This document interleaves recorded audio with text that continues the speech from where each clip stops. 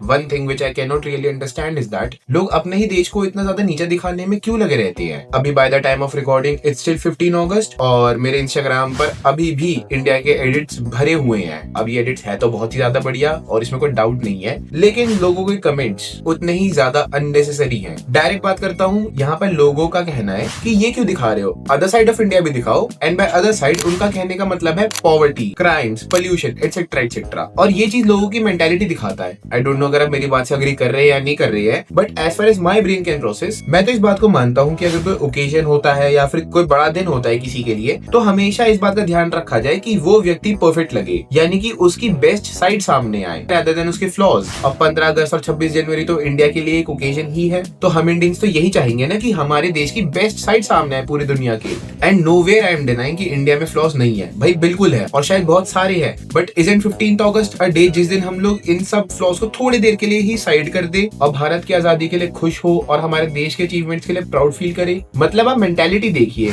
इन 70+ years में India ने इतना कुछ अचीव किया है जिसकी मैं लिस्ट भी नहीं बना सकता हूँ, क्योंकि बहुत ज्यादा लंबी बन जाएगी। लेकिन लोग सिर्फ और सिर्फ जो नेगेटिव साइड होती है वही देखना चाहते हैं। और आयरनी तो ये है कि ये सब जो बुरी चीजें हैं इनमें से मेजोरिटी चीजें हम पब्लिक की वजह से ही है। भाई देखो, देश बुरा नहीं होता, देशवासी बुरे हो सकते हैं, और हमारे देश में जो मेजोरिटी देशवासी है वो बुरे नहीं है, वो बहुत बढ़िया है। लेकिन जो माइनॉरिटी देशवासी है इनमें प्रॉब्लम है, और इन प्रॉब्लम्स की वजह से देश के अचीवमेंट्स को तो भूला नहीं जा सकता ना।